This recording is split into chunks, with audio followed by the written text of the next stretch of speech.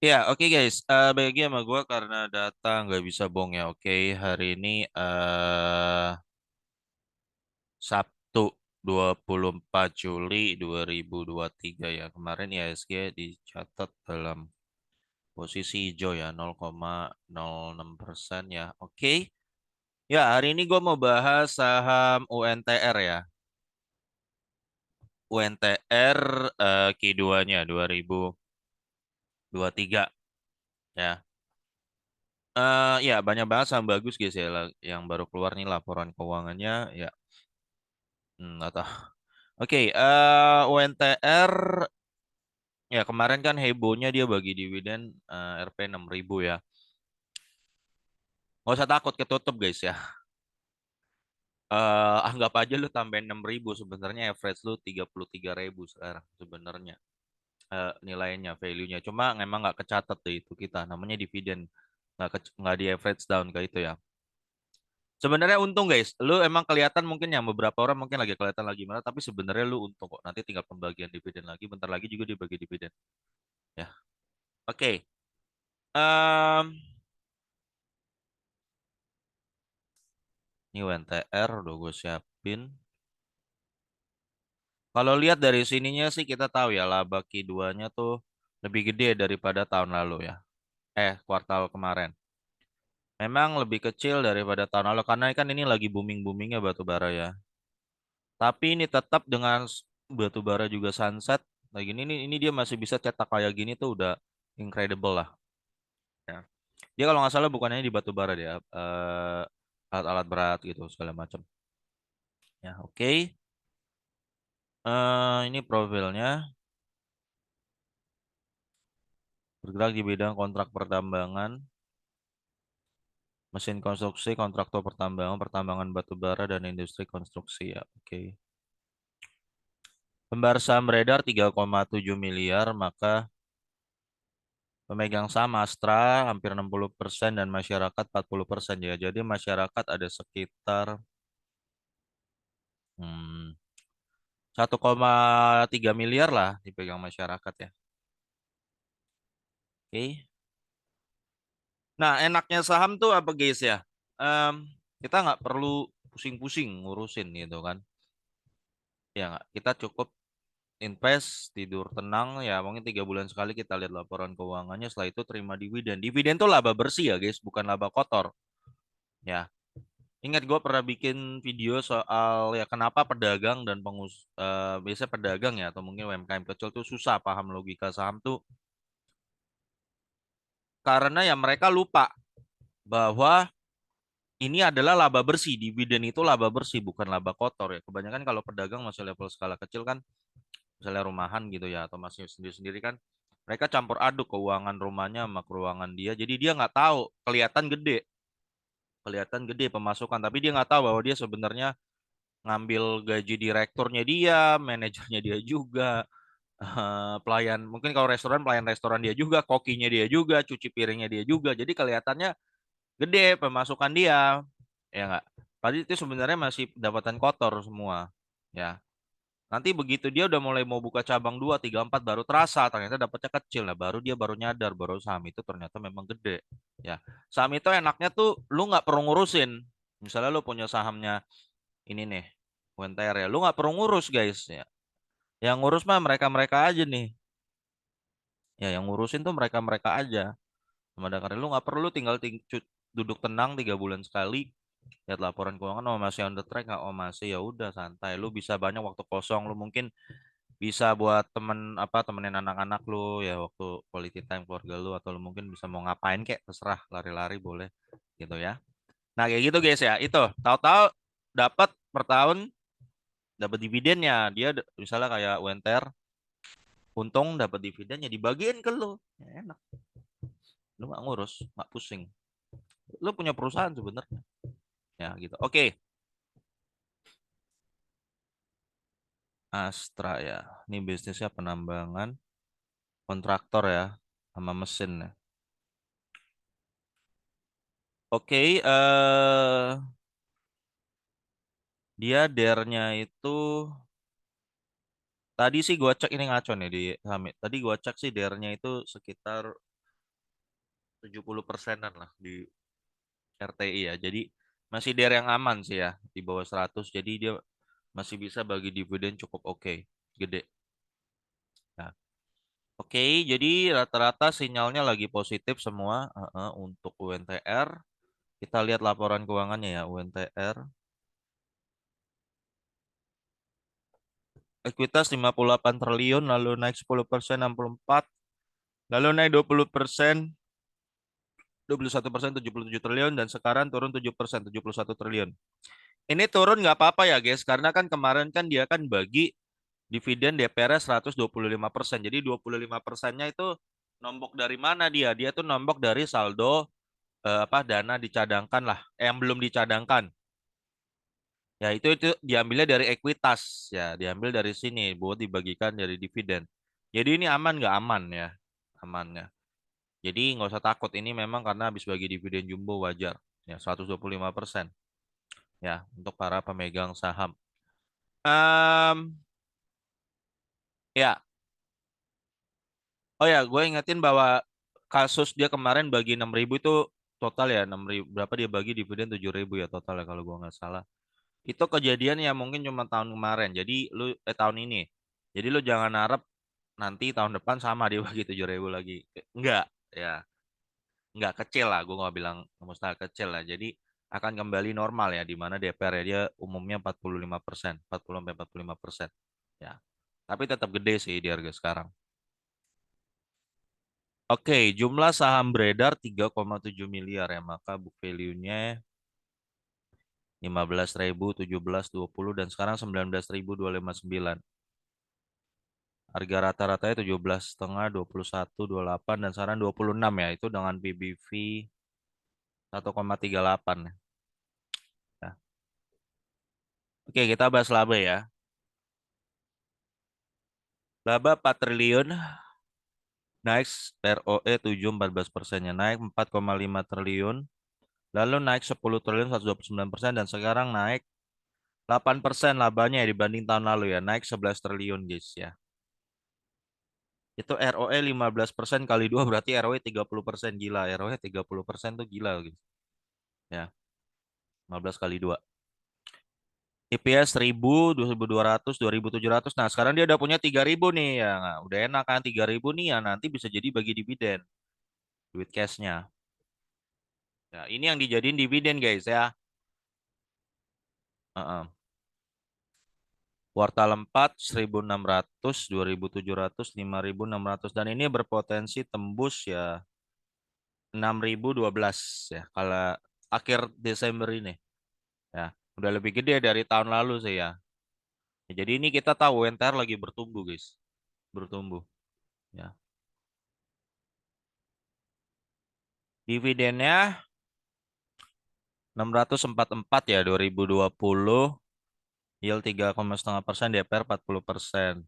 2021 1.200, yield 5,8, DPR 44. Nah, kemarin tuh 7.003 dia bagi ya, padahal kan dia cuma punya 5.600 ya enggak. 1.400-nya dia nombok dari ekuitas itu, dana yang belum dicadangkan. Jadi wajar kalau ekuitasnya turun, wajar ya. Dia bagikan 7.000 yang kemarin kita tahun ini ya, kemarin tuh cuan gila pokoknya lah, cuan-cuan gila. Waktu itu gue beliin apa ya, gue beliin BRI macam-macam, dah gue beliin dah tuh.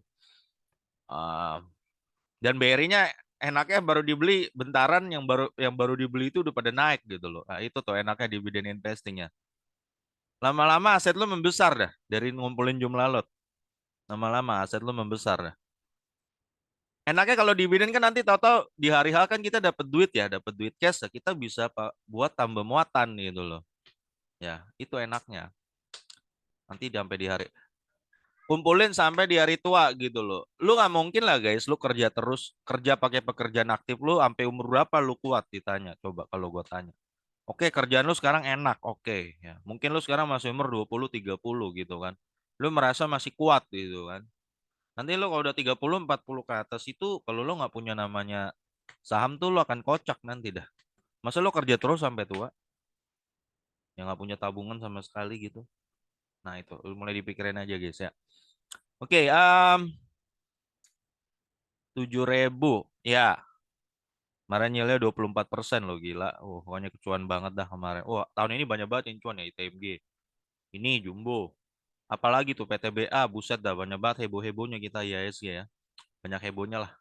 Gua nggak tahu kalau di bursa saham Amerika lagi kayak gitu nggak. Setahu gue sih mahal-mahal sahamnya di sana. Udah mahal nggak bagi di banyak yang nggak bagi dividen juga.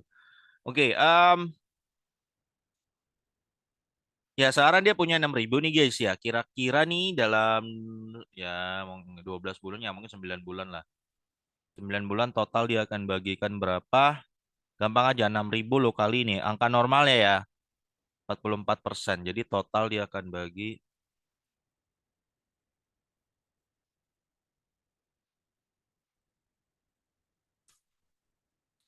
ya 2.640 guys ya. Nggak bakal segede kemarin. Pasti dong. Ya, tapi total masih gede guys. Di harga sekarang 9% total dia akan bagikan. 9%. Ya, mau masih gede dong. Berarti kan total tambah tahun lalu, wait, udah 35% ya return ya. Belum lagi yang udah pegang dari Rama. Ya. Jadi hampir 10% gede. Mm-mm. Lu bikin kos-kosan paling bentar 6%. Setahu gua ya. Gua nggak tahu apakah lo ada yang bisa 7%, gua nggak tahu ya. Mungkin aja ada, tapi mungkin kasus langka ya kalau lu bisa 7% bikin kos-kosan atau kontrakan gitu ya. Ya kalau kontrakan kayak kos-kosan gitu ada problemnya juga kan lo belum tentu penuh. Belum tentu 12 bulan penuh. Betul ya? Belum tentu. Malah kadang bisa ada kasus 1 tahun nggak keisi. Bisa. Ya gue punya kenalan lah dia kontrakannya dulu di ya sekarang masih di Jakarta. Sekarang ada satu kontrakan dia udah kosong tuh 8 bulan. Ya karena maaf ya lu contoh nih ini masalah ya kalau contoh misalnya kalau lu invest ya kayak gitulah bikin-bikin kontrakan atau kos-kosan kan. Di Jakarta kan biaya hidup lumayan mahal ya. Pasti namanya kontrakan aja pasti mahal gitu kan paling enggak 1,5 per bulan ya enggak atau 4,5 per 3 bulan ya itu pun yang murah ya. Nah masalahnya ini contoh ya masalahnya yang biasanya bisa bayar begitu ya itu kalau nggak dia open BO ya orangnya open BO atau pengedar narkoba. Ini contoh ya kalau di kala ini contoh aja nih ya ya jadi sehingga ini gue punya kenalan tuh dia juga pilih-pilih kalau orang mau ngontrak di rumahnya ini orang open BO atau pengedar narkoba. Jadi karena dia pilih-pilih dia jadi ya akhirnya nggak ketempatin gitu loh daripada nanti dimarahin Pak RT kan. Nah itu kadang ada masalah gitu juga guys kalau lu bikin kos-kosan kayak gitu ya. Ada atau kontrakan. Nah, kalau di saham ya lu nggak perlu ngurus sama sekali, nggak perlu ngurus. Lu cukup baca laporan keuangan aja ini kayak kayak ini nih UNTR lu cukup lihat laporan keuangannya aja udah. Oh ini lagi on the track udah oke. Terus nanti ada yang nanya, bro gimana kalau kita tahu laporan keuangannya ini dimanipulasi atau enggak? Gampang bro, dari dividen aja udah. Ini kan emiten rutin nih bagi dividen, udah lu nggak usah takut sama laporan keuangannya ya. Itu gua udah baca pattern yang sama itu dari banyak perusahaan itu yang nggak bagi dividen biasa laporan keuangannya nggak benar. Udah. Jadi karena nggak mungkin lo bisa memanipulasi duit cash. Dia kan bagikan ini harus ada duit cashnya bro. Nggak susah, ya, nggak bisa. Contoh BRI bagikan 30 triliun kemarin kan, total dividennya kalau nggak salah. Dia kan punya laba 50 triliun dibagikan 85 kan berarti kan dia bagi ya hampir 40 triliun ya. 40 triliun pemerintah 50%-nya berarti 20 ya 40 triliun lah cash lah. Lu mau manipulasi gimana 40 triliun BRI itu? Cara lu ngibulin itu bisa hadirin 40 triliun itu gimana kalau bukan karena memang duitnya bener-bener ada. Sama di Wenter ini sekarang dia udah punya 10 triliun loh. 11. Kemarin dia di dividen Wenter bagikan 12 triliun. Lu gimana manipulasi 12 triliun menghadirkan 12 triliun cash itu gimana kalau bukan karena memang duitnya ada. Nah, itu aja. Ya, guys. Nah, itu aja kalau gua paham. Jadi, nggak usah pusing di saham ya. Digampangin aja. Oke, harga fundamentalnya ya, guys ya. UNTR IPS-nya kan kalau lo pakai Benjamin Graham punya cara IPS kali 10 aja ya. Berarti kan 60.000 UNTR baru mahal. Ya. Kalau lo ngikutin gue yang pakai dividen 2640 ya, maka harga fundamentalnya adalah 26.400 sampai 52.800 ya. Nah, ini. Kenapa gue sering ngasih harga begini biar lo nggak beli barang nggak kemahalan gitu loh. Ini adalah harga waras di mana harga-harga orang masih mau pada ngantri. Ya nggak? Ini aja berarti kalau 26.400 bawah ini aja berarti masih di batas bawahnya kan. Ini masih murah berarti. Jadi kalau orang pun ada hadiah ini di harga 30.000, orang beli di 30.000 pun nggak rugi. Kenapa nggak rugi? Karena kalau dividen 2640, dividennya 3.000 ya. Sorry, di harga 30.000. Si orang itu masih dapat ya 8,8% ya. Iya lebih gede lah. Lu bikin kosannya 6,6% kalau penuh. Ini kan 8,8 ya. Berarti masih ada orang yang mau ngantri. Bawa duit 1 M, ngantri. Di harga 30.000 mau. Karena returnnya masih segini gitu loh logikanya. Logikanya itu sebenarnya cuma di situ. Mau. Ya, tapi kalau misalnya UNTR udah di harga 80.000, misalnya nggak waras ya, dividen cuma ya yield cuma 3,3% kan. Oh, anggaplah ya yield ya 3,3% ya, mending dia duitnya buat bikin kos-kosan gitu kan. Betul kan? Ya jadi otomatis kalau UNTR di harga 80.000, pembelinya makin dikit. Nah itu doang logikanya itu. Kenapa gue kasih angka ini? Logikanya itu doang. Sehingga lo tetap safe. Inilah margin safety lo lah istilahnya. Ya. Ya contoh lu beli saham Arto yang cuman harganya mungkin cuma perakan ya 100-200 lu beli di harga berapa tuh kemana tuh 18.000 ya. Gua nggak ngerti tuh gimana kewarasan itu ada di mana gitu. Jadi kalau udah lu nyungsep bread ya terjun bebas tuh dari puncak ya. Ya emang itu harga saham balik fundamental ya. Oke guys, sampai ketemu lagi video gue berikutnya karena data gak bisa bohong ya.